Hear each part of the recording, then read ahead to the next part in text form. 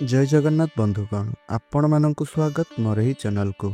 बंधुगण जदि आपणकर कुंभ राशि होता है ताहले आपण मोर एही भिडियोटी को थरुटिए मात्र शेष पर्यंत निश्चय रूप से देखंतु। काहींकि ना आजिर एही भिडियोटी कुंभ राशि व्यक्तिविशेष मानक पई बहुत अधिक गुरुत्वपूर्ण रही अछि। काहींकि ना एही मास माने मार्च मास 29 तारिख दिन शनि ग्रहंकर महापरिवर्तन हेबा पई जाउअछि। शनि जिए कि न्यायर कारक ग्रह, शनि जिए कि कर्म फलर दाता एवं शनिदेव हेउछंती आपणकर राशिर स्वामी। आउ मार्च मास 29 तारिख दिन शनिदेवंकर महापरिवर्तन हेबा पई जाउअछि। शनि आपणकर प्रथम भाव माने लग्न भाव को छाड़ी करी से आपणकर द्वितीय भाव को चलन करिवे। आजिर एही भिडियो रे आमे आलोचना करिबा शनिंकर एही महापरिवर्तन आपणक जीवन रे कौन कौन सबु बड़ परिवर्तन आनिबा पई जाउअछि एवं शनि आपणकर द्वितीय भाव रे बसी से आपणको केउ प्रकारर फल प्रदान करिवे एवं शनिंकर दृष्टि आपणकर केउ केउ भाव ऊपर को रहिबो। एही सबु संपर्क रे आजिर एही भिडियो रे विस्तार रूप रे जानिबा एवं सबुठारु बड़ विशेष कथा यह अटे कि आपणक राशि रे जेउ शनिंकर 7.5 चालुअछि एवं एही मार्च मास 29 तारिख ठारु शनिंकर 7.5 रो तृतीय चरण आरंभ हेबा पई जाउअछि एवं यह आपणको केउ प्रकारर प्रभाव पकाइबो, कौन आपणको शुभ फल प्रदान करिवो, कौन आपणको अशुभ फल प्रदान करिवो, तो आजिर एही भिडियो रे आमे आलोचना करिबा। सेथिपई आपण माने एही भिडियोटी को धैर्यर सहित शेष पर्यंत निश्चय रूप से देखंतु आउ बुझिबा पई चेष्टा करंतु। आगामी 2.5 वर्ष आपणकर जीवन किपरि कटिबो, आपणक भाग्य रे कौन कौन सबु बड़ बड़ परिवर्तन आसीबो। काहींकि ना दीर्घ 30 वर्ष पर शनि आपणकर द्वितीय भाव को चलन करुछंती एवं आपणकर द्वितीय भाव रे पूरा 2.5 वर्ष पर्यंत रहिबे। एहा सहित वीडियो शेष रे आमे आलोचना करिबा किछि खास उपाय गुड़िक विषय रे, जहा फल रे आपणकर जहा भी किछि अशुभ रहउअछि ताहा आपणकर सब किछि दूर होई परिबो। तेबे आसंतु जानिबा शनिंकर एही महापरिवर्तन आपणक जीवन उपरे कौन सब परिवर्तन पकेइबा पई जाउअछि। एहा पूर्वरु जदि आपणकर मध्य कुंभ राशि होइथाय आउ आपण शनिदेव को सच्चा हृदय विश्वास करुथांती, भक्ति करुथांती, तेबे एही भिडियोटी को आपण लाइक करी तले आसुथुबा कमेंट बॉक्स रे जय शनिदेव, जय हनुमान निश्चय रूप रे आपण लिखि दियंतु।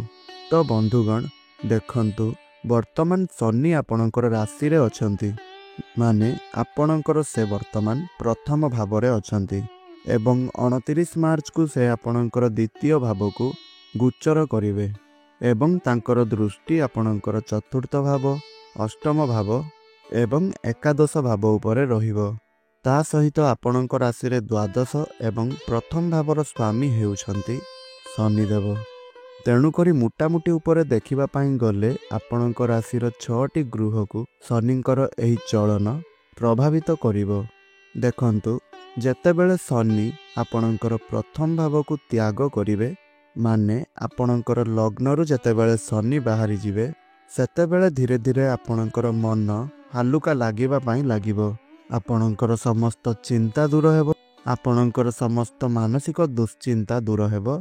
जेउ टेंशन डिप्रेशन रे आपण रहुछंती ताहा मध्य आपणकर सबु दूर होई जिवो, कारण मनर कारक ग्रह हेउछंती चंद्रमा एवं चंद्रमा को ऊपर शनिंकर गोचर हेउथिबा कारणरु एहार प्रभाव आपणकर मन उपरे पड़ुथिला। शास्त्र अनुसारे चंद्रमांकर बड़ शत्रु हेले शनिदेव। तेणुकरी आपणकर मन, भावना, कल्पना, विचारधारा एवं आपणकर विचार शक्ति को मध्य एही शनिंकर 7.5 किंबा आपणक राशि रे शनिंकर उपस्थिति अधिक मात्रा रे प्रभावित करुथिला। तेणुकरी शनिंकर एही गोचर, शनिंकर एही राशि परिवर्तन सबुठारु बड़ लाभ कुंभ राशिर व्यक्ति विशेष मानंकु मिलिबो। कारण आपण पूर्वर जो चिंता डिप्रेशन जो चिंतारे आपण रहिथिले, जो दुश्चिंता गुड़िक आपणको घेरी रहिथिला କ୍ୟାରିୟରକୁ ନେଇକରି ଆପଣ ବହୁତ ଅଧିକ ଚିନ୍ତା କରୁଥିଲେ, ଆପଣଙ୍କର ବୈବାହିକ ଜୀବନ ପ୍ରେମ ଜୀବନକୁ ନେଇ ଆପଣ ଚିନ୍ତାରେ ରହୁଥିଲେ, ତାହା ଆପଣଙ୍କର ସବୁକିଛି ଦୂର ହୋଇଯିବ। ବିଶେଷ ଭାବରେ ଆପଣଙ୍କର ମାନସିକ ସ୍ତରରେ କିଛି ନା କିଛି ପରିବର୍ତ୍ତନ ଆସିବ। ଏବଂ ତା ସହିତ ଦେଖନ୍ତୁ, ଚନ୍ଦ୍ରମାଙ୍କୁ ମାଆଙ୍କର କାରକ ଗ୍ରହ କୁହାଯାଇଥାଏ। ତେଣୁକରି ଆପଣଙ୍କ ମାଆଙ୍କର ସ୍ୱାସ୍ଥ୍ୟରେ ଯେଉଁ ସମସ୍ୟା ରହିଥିଲା, ମାଆଙ୍କର ସ୍ୱାସ୍ଥ୍ୟ ବିଶେଷ ଭାବରେ ଏହି 2.5 ବର୍ଷ ଧରି ଯେଉଁ ଖରାପ ରହୁଥିଲା, ତାହା ମଧ୍ୟ ଧୀରେ ଧୀରେ ଆପଣଙ୍କର ଦୂର ହୋଇଯିବ। ଆପଣଙ୍କର ମାଆଙ୍କର ଚିନ୍ତା ଦୂର ହେବ, ସ୍ୱାସ୍ଥ୍ୟରେ ପରିବର୍ତ୍ତନ ଆସିବ। ଆପଣ ନିଶ୍ଚିନ୍ତ ଭାବରେ ଏହି ପରିବର୍ତ୍ତନ ଗୁଡ଼ିକୁ ଧୀରେ ଧୀରେ ଦେଖିବା ଆରମ୍ଭ କରିବେ। ମାର୍ଚ୍ଚ ମାସ 29 ତାରିଖ ଦିନ ଶନିଦେବ ଆପଣଙ୍କର ଦ୍ୱିତୀୟ ଭାବକୁ ଚଳନ କରିବେ ଏବଂ ଏହି ଦ୍ୱିତୀୟ ଭାବରେ ଶନିଦେବ ଦୀର୍ଘ 2.5 ବର୍ଷ ପର୍ଯ୍ୟନ୍ତ ରହିବେ। ଏହି ଦ୍ୱିତୀୟ ଭାବଟି ହେଉଛି ଆପଣଙ୍କର ଲାଭର ଭାବ, ଆପଣଙ୍କର ଧନର ଭାବ, ଆପଣଙ୍କର ଇନକମ୍ର ଘର, ଆପଣଙ୍କର କୁଟୁମ୍ବର ଘର, ଆପଣଙ୍କର ପାରିବାରିକ ସୁଖର ଘର ଏବଂ ଆପଣଙ୍କ ବାଣୀର ଘର। ଏହି ସବୁ କିଛି ଆପଣଙ୍କ କୁଣ୍ଡଳୀର ଦ୍ୱିତୀୟ ଭାବରୁ ହିଁ ଜଣାଯାଇଥାଏ। ଏବଂ ଏହି ଗୃହକୁ ଶନିଦେବଙ୍କର ଚଳନ ହେବା ମାତ୍ରକେ ସର୍ବପ୍ରଥମେ ଶନିଦେବ ଆପଣଙ୍କର ବାଣୀକୁ ପ୍ରଭାବିତ କରିବେ।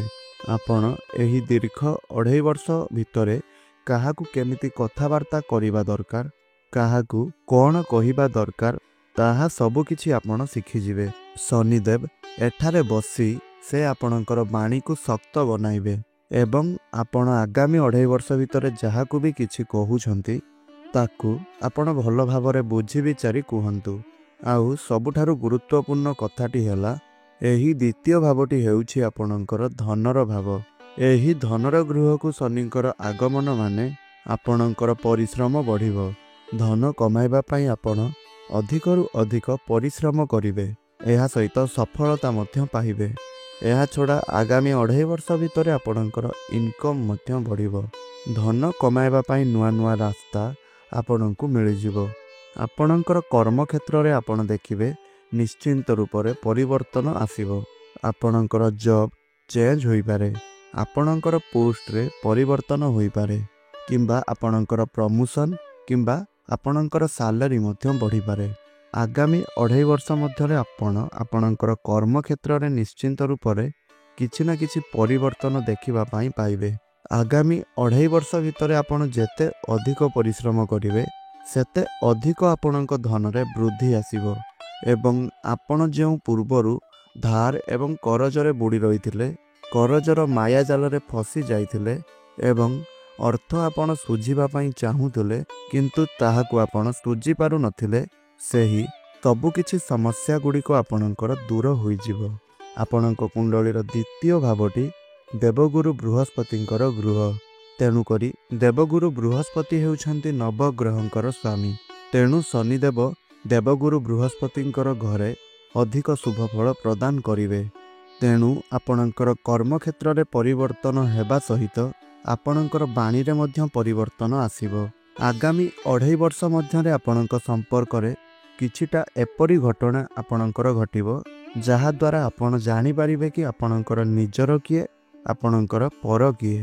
କାରଣ ଆପଣଙ୍କର ଯେଉଁ ସମ୍ପର୍କୀୟମାନେ ଆପଣଙ୍କ ସାଥିରେ ଛଦ୍ମବେଶରେ ରହୁଥିଲେ ଏବଂ ଆପଣଙ୍କ ଆଗରେ ଗୋଟିଏ ଆଉ ଆପଣଙ୍କର ପଛପଟରେ ଆଉ ଗୋଟିଏ ରୂପ ସେମାନେ ଦେଖାଉଥିଲେ, ସେମାନଙ୍କର ମୁଖା ମଧ୍ୟ ଖୋଲିଯିବ।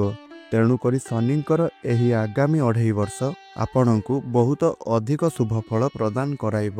ତା ସହିତ ଦେଖନ୍ତୁ, ଶନିଙ୍କର ଦୃଷ୍ଟି ଆପଣଙ୍କର ଚତୁର୍ଥ ଭାବ ଉପରକୁ ରହୁଅଛି ଏବଂ ଚତୁର୍ଥ ଭାବରେ ଦେବଗୁରୁ ବୃହସ୍ପତି ବିରାଜମାନ ଅଛନ୍ତି ଏବଂ ଏହି ଚତୁର୍ଥ ଭାବଟି ହେଉଛି ଚନ୍ଦ୍ରମାଙ୍କର ଭାବ। ତେଣୁକରି ଆପଣଙ୍କର ଭୋଗ ବିଳାସ ଐଶ୍ୱର୍ଯ୍ୟରେ ବୃଦ୍ଧି ଘଟିବ। ଭୌତିକ ସୁଖ ଗୁଡ଼ିକ ଆପଣଙ୍କୁ ପ୍ରାପ୍ତି ହେବ ଏବଂ ତା ସହିତ କିଛି ଜାଗା ମଧ୍ୟ ଆପଣ କିଣିପାରନ୍ତି। ଗାଡ଼ି ମଟର ଆଦି ଆପଣ କିଣିପାରନ୍ତି, ପ୍ରପର୍ଟି କିଣିପାରନ୍ତି କିମ୍ବା ନୂତନ ଘର ଇତ୍ୟାଦି ଆପଣ ନିର୍ମାଣ କରିପାରନ୍ତି। ଘରକୁ କିଛିଟା ମେସିନ୍ ଜାତୀୟ ଜିନିଷ ଆପଣ ଆଣିପାରନ୍ତି, ଲୌହ ଜାତୀୟ ଜିନିଷ ଆପଣ କିଣିପାରନ୍ତି। ଏହା ଛଡ଼ା ଆପଣଙ୍କ ମାଆଙ୍କର ସ୍ୱାସ୍ଥ୍ୟରେ ପରିବର୍ତ୍ତନ ହେବା ସହିତ ଆପଣ ମଧ୍ୟ ନୂତନ ଗୃହ ନିର୍ମାଣ କରିପାରନ୍ତି କିମ୍ବା ଆପଣ ନିଜର ଗୃହ ପରିବର୍ତ୍ତନ କରିପାରନ୍ତି। ଏବଂ ତା ସହିତ ଦେଖନ୍ତୁ ଶନିଙ୍କର ଦୃଷ୍ଟି ଆପଣଙ୍କର ଅଷ୍ଟମ ଭାବ ଉପରକୁ ରହୁଅଛି। ଅଷ୍ଟମ ଘରଟି ହେଉଛି ଆପଣଙ୍କର ଗୁପ୍ତ ଧନର ଗୃହ, ଗୁପ୍ତ ଜ୍ଞାନର ଗୃହ ଏବଂ ରିସର୍ଚ୍ଚର ଗୃହ। ତେଣୁକରି ଯଦି ଆପଣ ରିସର୍ଚ୍ଚ କ୍ଷେତ୍ରରେ ଚାକିରି କରିଛନ୍ତି କିମ୍ବା କୌଣସି ଜିନିଷକୁ ନେଇ ଆପଣ ରିସର୍ଚ୍ଚ କରୁଛନ୍ତି, ସାଇଣ୍ଟିଷ୍ଟ ଆପଣ ଅଛନ୍ତି, ତେବେ ଆପଣଙ୍କୁ ଅବଶ୍ୟ ରୂପରେ ସଫଳତା ପ୍ରାପ୍ତି ହେବ। ଏବଂ ତା ସହିତ ଆପଣ ଦେଖିବେ ଯେ ଛୋଟ ଛୋଟ କଥାକୁ ଆପଣ ଡିଟେଲ୍ସରେ ବୁଝିବା ପାଇଁ ଆପଣ ଚେଷ୍ଟା କରିବେ, କାରଣ ଆପଣଙ୍କର ମନ ଭିତରେ ସମସ୍ତ କଥା ଗୁଡ଼ିକୁ ଜାଣିବା ପାଇଁ ଆପଣଙ୍କର ଇଚ୍ଛା ପ୍ରକାଶ ପାଇବ। ତା ସହିତ ଆପଣଙ୍କୁ କିଛି ପୈତୃକ ସମ୍ପତ୍ତି ମିଳିପାରେ। ପୈତୃକ ସମ୍ପତ୍ତିକୁ ନେଇକରି ଯଦି କିଛି ବିବାଦ ଲାଗି ରହିଛି, ତାହା ମଧ୍ୟ ସବୁକିଛି ଆପଣଙ୍କର ଦୂର ହୋଇଯିବ। ଏହାଛଡ଼ା ଆପଣଙ୍କୁ କିଛି ଗୁପ୍ତ ଜ୍ଞାନ ମଧ୍ୟ ମିଳିପାରେ। ଏହାଛଡ଼ା ଆପଣ ଜ୍ୟୋତିଷ ବିଦ୍ୟା ଶିଖିବା ପାଇଁ ଆଗ୍ରହ ପ୍ରକାଶ କରିପାରନ୍ତି। ସବୁଠାରୁ ମହତ୍ତ୍ୱପୂର୍ଣ୍ଣ କଥା ଏହା ଅଟେ କି ଆପଣଙ୍କର ଏକାଦଶ ଭାବ ଉପରକୁ ଶନିଙ୍କର ଦଶମ ଦୃଷ୍ଟି ରହୁଅଛି ଏବଂ ଏକାଦଶ ଭାବଟି ଆପଣଙ୍କର ଇଚ୍ଛା ଏବଂ ଶକ୍ତିର ଭାବ ହୋଇଥାଏ, ଆପଣଙ୍କର ଲାଭର ଭାବ ହୋଇଥାଏ। ଆପଣଙ୍କର ଇଚ୍ଛା ଶକ୍ତି ଆପଣଙ୍କର କର୍ମ ଅନୁସାରେ ଶନିଦେବ ଆପଣଙ୍କର ପୂର୍ଣ୍ଣ କରିବେ। ଶନିଦେବ ଏଠାରେ ଆପଣଙ୍କର ପରୀକ୍ଷା ନେବେ ଏବଂ ଆପଣଙ୍କର ଇଚ୍ଛାକୁ ସେ ଧୀରେ ଧୀରେ ପୂର୍ଣ୍ଣ କରିବେ ଏବଂ ଆପଣଙ୍କର ଇନକମ୍ରେ ବୃଦ୍ଧି ଆସିବ। ସେୟାର ମାର୍କେଟ, ଷ୍ଟକ୍ ମାର୍କେଟ ଏବଂ ଟ୍ରେଡିଂରେ ଆପଣଙ୍କୁ ଲାଭ ପ୍ରାପ୍ତି ହେବ। ଯେଉଁମାନେ ବେପାର ବାଣିଜ୍ୟ କରୁଛନ୍ତି ସେମାନଙ୍କୁ ଅଧିକ ପରିଶ୍ରମ କରିବା ପାଇଁ ପଡ଼ିବ ଏବଂ ସେହି ପରିଶ୍ରମ ଅନୁଯାୟୀ ଆପଣଙ୍କର ଧନର ଆମଦାନୀ ମଧ୍ୟ ବଢ଼ିବ। ସର୍ବପରେ ଦେଖନ୍ତୁ, ଯେଉଁମାନେ ବେରୋଜଗାର ଥିଲେ, ଯେଉଁମାନେ ଚାକିରିର ସନ୍ଧାନରେ ରହିଥିଲେ, ତ ସେମାନଙ୍କୁ ଏହି ଆଗାମୀ 2.5 ବର୍ଷ ମଧ୍ୟରେ ଚାକିରି ସୁନିଶ୍ଚିତ ରୂପରେ ପ୍ରାପ୍ତି ହେବ। ତେଣୁକରି ଆପଣ ଆପଣଙ୍କର ପାଦକୁ ନିଶ୍ଚିନ୍ତ ଭାବରେ ଆଗକୁ କାଢ଼ିବେ। ଏହା ସହିତ ରୋଜଗାର କରିବା ପାଇଁ ଇଚ୍ଛା ପ୍ରକାଶ ମଧ୍ୟ କରିବେ ଏବଂ ଆପଣଙ୍କୁ ରୋଜଗାର ମଧ୍ୟ ମିଳିଯିବ। ମନ ଚାହୁଁଥିବା ଚାକିରି ଆପଣଙ୍କୁ ପ୍ରାପ୍ତି ମଧ୍ୟ ହେବ। ମୋଟାମୋଟି ଉପରେ ଯଦି ଆମେ ଦେଖିବା, ତାହେଲେ ଏହି ଶନିଙ୍କର ଚଳନ ଅଥବା ଶନିଙ୍କର ଗୋଚର ଆପଣଙ୍କୁ ଶୁଭ ଫଳ ପ୍ରାପ୍ତି କରାଇବ। ଏହାଛଡ଼ା ଆପଣଙ୍କର ସ୍ପିରିଚୁଆଲ ଦିଗ ପ୍ରତି ଆଗ୍ରହ ଆପଣଙ୍କର ବଢ଼ିବ। ଆପଣ ଆଧ୍ୟାତ୍ମିକ ଜିନିଷ ଶୁଣିବା, ଆଧ୍ୟାତ୍ମିକ ଜାଗାକୁ ବୁଲିବା ପାଇଁ ଯିବା ଏବଂ ପୂଜାପାଠ ଆଡ଼କୁ ଆପଣଙ୍କର ମନ ଆଗ୍ରହ ହୋଇପାରେ। ତେଣୁକରି ଶନିଙ୍କର ଏହି ଗୋଚର ଆପଣଙ୍କୁ ନିଶ୍ଚିନ୍ତ ଭାବରେ ଶୁଭ ଫଳ ପ୍ରଦାନ କରାଇବ।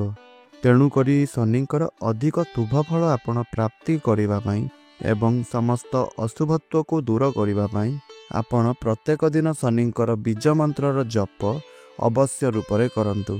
108 ଥର ଶନିଙ୍କର ବୀଜ ମନ୍ତ୍ରର ଜପ ଅବଶ୍ୟ ରୂପରେ କରନ୍ତୁ ଏବଂ ପ୍ରତ୍ୟେକ ଦିନ ସନ୍ଧ୍ୟାରେ ଆପଣ ହନୁମାନ ଚାଳିଶାର ପାଠ ନିଶ୍ଚୟ ରୂପରେ କରନ୍ତୁ ଏବଂ ମଙ୍ଗଳବାର ଦିନ ପ୍ରଭୁ ଶ୍ରୀ ହନୁମାନଙ୍କର ମନ୍ଦିରକୁ ଯାଇ ମନ୍ଦାର ଫୁଲ ଅର୍ପଣ କରନ୍ତୁ। ଦେଖିବେ ଶୁଭ ଫଳ ଆପଣଙ୍କୁ ପ୍ରାପ୍ତି ହେବ ଏବଂ କୁକୁର କିମ୍ବା ପାରାଙ୍କୁ ଆପଣ କିଛି ଖାଇବା ପାଇଁ ଦିଅନ୍ତୁ। ତ ବନ୍ଧୁମାନେ, ଆଶା କରୁଛି ଆପଣଙ୍କୁ ମୋର ଏହି ଭିଡ଼ିଓଟି ନିଶ୍ଚୟ ରୂପରେ ଭଲ ଲାଗିଥିବ। ତେବେ ଯଦି ଭିଡ଼ିଓଟି ଭଲ ଲାଗିଥାଏ ତାହେଲେ ଭିଡ଼ିଓଟିକୁ ଗୋଟିଏ ଲାଇକ୍ କରନ୍ତୁ। ତଳେ ଆସୁଥିବା କମେଣ୍ଟ ବକ୍ସରେ ଭକ୍ତି ଆଉ ଶ୍ରଦ୍ଧାର ହୃଦୟରେ ଜୟ ଶନିଦେବ, ଜୟ ଶ୍ରୀ ହନୁମାନ ନିଶ୍ଚୟ ରୂପରେ ଲେଖନ୍ତୁ। ଆଉ ଆପଣ ଚ୍ୟାନେଲଟିରେ ନୂଆ ଥିଲେ ଚ୍ୟାନେଲଟିକୁ ସବସ୍କ୍ରାଇବ୍ କରି ଭିଡ଼ିଓଟିକୁ ସେୟାର ନିଶ୍ଚୟ ରୂପରେ କରନ୍ତୁ। ତ ଆପଣଙ୍କର ଦିନଟି ଶୁଭମୟ ରହୁ, ମଙ୍ଗଳମୟ ରହୁ, ଏହା ହିଁ ପ୍ରଭୁ ଶ୍ରୀ ଜଗନ୍ନାଥଙ୍କ ନିକଟରେ ମୋର ପ୍ରାର୍ଥନା। ତ ଆଜିର ଭିଡ଼ିଓଟିକୁ ମୁଁ ଏଇଠି ରଖୁଛି। ପୁଣି କଥା ହେବା ଆଉ ଏକ ନୂତନ ଭିଡ଼ିଓ ମାଧ୍ୟମରେ। ରହୁଛି। ଧନ୍ୟବାଦ। ଜୟ ଜଗନ୍ନାଥ।